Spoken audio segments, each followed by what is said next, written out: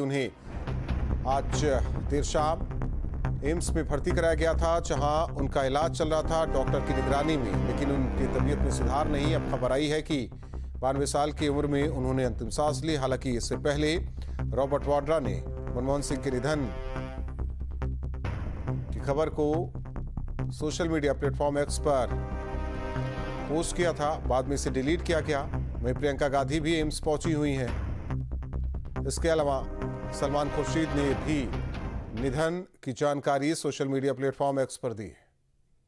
मनमोहन सिंह ने आखिरी सांस ली। उनको जिस तरीके की परेशानी थी, 8:06 पर उनको इमरजेंसी जो है वो लेकर आया गया था, जिसके बाद जो है उनकी तबीयत जो है वो बहुत ज्यादा बिगड़ गई और उसके बाद जो है 9:51 पर जो है उन्होंने आखिरी सांस ली, उनका निधन हो गया। इस वक्त हम एम्स के बाहर हैं। यहाँ की तस्वीरें आपको दिखा देते हैं कि जिस तरीके से अभी अगर हम बात करें तो लगातार वीवीआईपी मूवमेंट जो हम जैसे कि हमने पहले भी बताया कि हुआ था, उसके अलावा अभी अब से कुछ देर पहले ही स्वास्थ्य मंत्री जेपी नड्डा पहुंचे थे यहाँ पर। इसके अलावा लगातार वीवीआईपी के आने का सिलसिला जो है वो लगातार जारी है। इससे पहले हमने बताया था कि प्रधानमंत्री नरेंद्र मोदी ने परिवार के साथ जो है वो बातचीत की थी। उसके साथ साथ अब लगातार अब यहाँ की मूवमेंट हम आपको दिखा सकते हैं। एसपीजी के साथ साथ यहाँ पर तमाम पैरामिलिट्री की टीमें भी मौजूद हैं। पूरी तरीके से इस रास्ते को अब बंद कर दिया गया है। जैसा कि हम लगातार कह रहे थे कि गेट नंबर 1 जो कि आम लोगों के लिए होता है, उस गेट को पूरी तरीके से अब बंद कर दिया गया है। और जो very tragic development. All of us are in mourning. He was a great prime minister who served the nation as prime minister, finance minister. He was somebody who was a visionary, who did a great deal for the country. And we are all cancelling the very elaborate programs planned here and rushing back to Delhi, most of us. So I think it will be cancelled. I mean, it's not for me to announce. The government of Karnataka will announce. But for me, I have to get back now and see the cabinet. How do you remember him, sir? I remember him as a wonderful man, a good leader, a compassionate individual, a great visionary. Thanks. Thank you.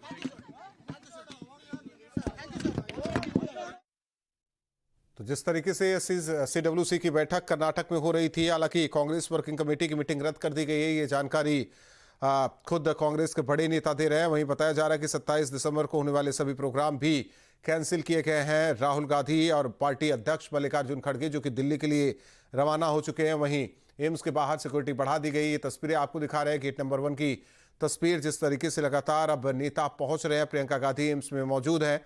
बताया जा रहा है कि सोनिया गांधी भी थोड़ी देर में AIIMS में पहुंचेंगी। वहीं जेपी नड्डा भी अब पहुंचे हुए हैं। केंद्रीय स्वास्थ्य मंत्री जेपी नड्डा एम्स पहुंच चुके हैं।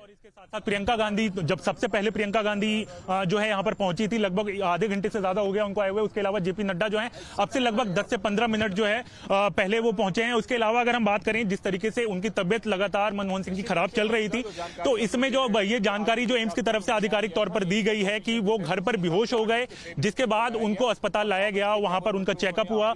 8:06 पर इमरजेंसी वार्ड में पहुंचे। उसके अलावा बाद उनको सीपीआर दिया गया और 9:51 पर उन्होंने आखिरी सांस ली। तो जिस तरीके से हम लगातार बता रहे थे, क्योंकि जिस तरीके से बायोप्सी कार्डिक जब किया जाता है तो शरीर में दूसरी बार करना वो बहुत मुश्किल होता है, लेकिन उनके कई बार शरीर में जो है इस तरीके से कार्डिक बाईपास सर्जरी जो है वो की गई थी और उसके बाद जो है शरीर कहीं ना कहीं बेहद कमजोर होना शुरू हो जाता है।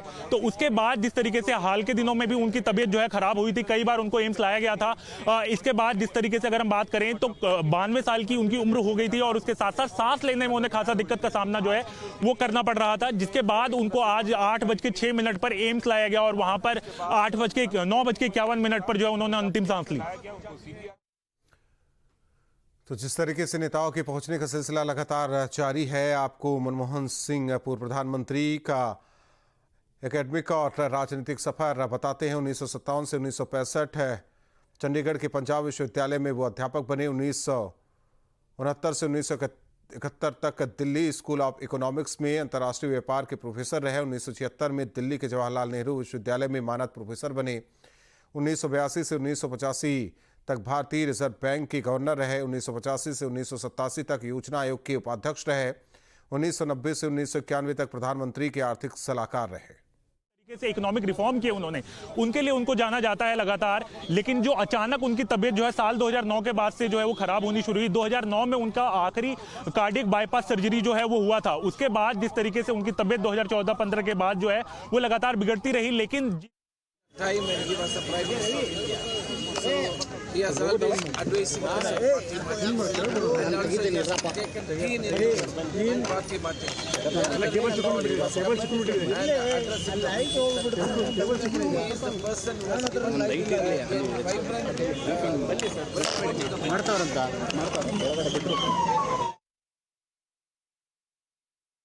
आलोक पांडे हमारे साथ सहयोगी जुड़े हुए हैं। आलोक, जाहिर तौर पर देश ने देश के लिए एक बड़ी क्षति है जिस तरीके से अचानक ये खबर आई कि पूर्व प्रधानमंत्री मनमोहन सिंह का निधन, उन्होंने आखिरी सांस दिल्ली एम्स में ली।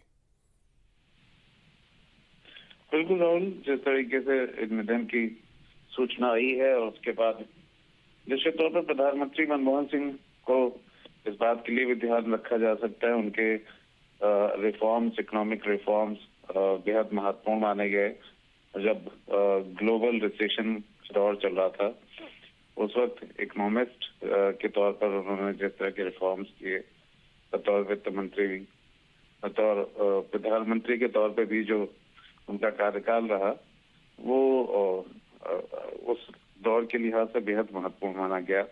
उन्होंने जिस तरह से ग्लोबली इकोनॉमिक रिफॉर्म्स को देखा और देश के लिए रिफॉर्म्स को देखा, वो सब ऐसी कुछ बातें हैं जिनको लेकर के हमेशा डॉक्टर मनमोहन सिंह का जिक्र आता रहा है। और आज उनके निधन के साथ वो सारी बातें वापस से कहीं ना कहीं दोहराई जाएगी, उन्हें याद किया जाएगा। उनके पॉलिसीज जो थी आर्थिक क्षेत्र में, जिसमें वो this century, I think it's a big loss for the country and for our party especially.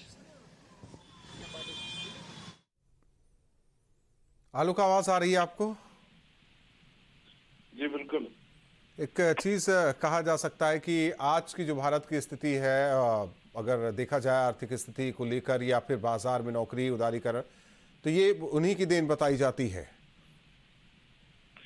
देखिए, डॉक्टर मनमोहन सिंह के साथ ये बात हमेशा से जुड़ी रही कि आर्थिक क्षेत्र को लेकर के, उदारीकरण को लेकर के और एक अच्छे इकोनॉमिस्ट होने के कारण उनकी सभी जो खूबियां रही हैं, जिसको उन्होंने अपने अलग अलग भूमिका में निभाया है, उन सब को जोड़ करके डॉक्टर मनमोहन सिंह का नाम पूरा होता है। और वो हमेशा, चाहे पक्ष रहा हो, चाहे विपक्ष रहा हो, सत्ता पक्ष के रहे हो या अब पार्टी लाइन, हमेशा उनके सरल स्वभाव, मृदुल भाषा और साथ में अपने जो उनका कर्तव्य रहा है या जिस भी पद पे रहे हैं, उसको जिस तरीके से निभाया है, उसकी हमेशा प्रशंसा होती रही है। और वो काम ज्यादा और चुप रहने में विश्वास रखते थे, उनका काम बोले, इस बात का वो ख्याल रखते थे। और अक्सर आर्थिक जगत में उन्होंने जो मूलजूल परिवर्तन किए, उसको आज भी इकोनॉमिस्ट जो है उसको एक्नॉलेज करते हैं। और वो दौर भी था जब देश, दुनिया एक रिसेशन के उसमें जा रही थी, मंदी के उसमें बाजार थे, उसमें भारत को बचाए रखना या भारत के नीतियों को बना के रखना उन सब समय में एक कठिन दौर था। मनमोहन सिंह का कार्यकाल इस तौर पे भी याद किया जाता है। जी, एक तरफ तो अगर देखा जाए कि एक बड़ा रिफॉर्म हुआ हिंदुस्तान में जब वो वित्त मंत्री थे पीवी नरसिम्हा राव की सरकार में, फिर इसके बाद यूपीए 1, यूपीए 2 में जिस तरीके से उन्होंने प्रधानमंत्री के पद पर रहते हुए देश सेवा की, वाकई उनके जो कहा जाए कि जो उन्होंने जिम्मेदारी संभाली, योगदान दिया, वो देश आज देख रहा है। आप बने रहिए हमारे साथ आलोक। जाहिर तौर पर जिस तरीके से उनके निधन की जानकारी सभी को लग रही है, श्रद्धांजलि सभी देने के लिए एम्स पहुंच रहे हैं, और दूसरी ओर सोशल मीडिया प्लेटफॉर्म एक्स पर भी सब श्रद्धांजलि दे रहे हैं। इस बीच बीएसपी अध्यक्ष मायावती ने पूर्व प्रधानमंत्री मनमोहन सिंह के निधन पर शोक जताया। उन्होंने लिखा कि देश के पूर्व प्रधानमंत्री डॉक्टर मनमोहन सिंह का आज रात निधन होने की खबर अति दुखद। भारत की अर्थव्यवस्था सुधार में उनका खास योगदान रहा। वो नेक इंसान थे। उनके परिवार व सभी चाहने वालों के प्रति मेरी गहरी संवेदना। तो इस बात का जिक्र लगातार किया जा रहा है कि जिस तरीके से दूरदर्शिता के साथ उन्होंने भारत की अर्थव्यवस्था में सुधार के लिए कई फैसले लिए, उसकी चर्चा बीएसपी अध्यक्ष मायावती ने भी अपने इस ट्वीट में किया उन्होंने क्या कुछ लिखा वो आपको बता रहे हैं। देश के पूर्व प्रधानमंत्री डॉक्टर मनमोहन सिंह का आज रात निधन होने की खबर अति दुखद। भारत की अर्थव्यवस्था सुधार में उनका खास योगदान रहा। वो नेक इंसान थे। उनके परिवार व सभी चाहने वालों के प्रति मेरी गहरी संवेदना। आलोक, जाहिर तौर पर वही बात हो रही कि अर्थव्यवस्था में उन्होंने जो वाकई सुधार किए वो सभी ने देखे और 10 साल तक प्रधानमंत्री के पद पर भी वो रहे, वो दौर भी सबने देखा। जिनका नाम एक बेहतरीन अर्थशास्त्री के बगैर पूरा नहीं हो सकता है। वो चाहे वित्त मंत्री के पद पर रहे हों या प्रधानमंत्री के पद पर रहे हों, लेकिन वो सबसे ऊपर एक अर्थशास्त्री के रूप में हमेशा याद किए जाते रहेंगे।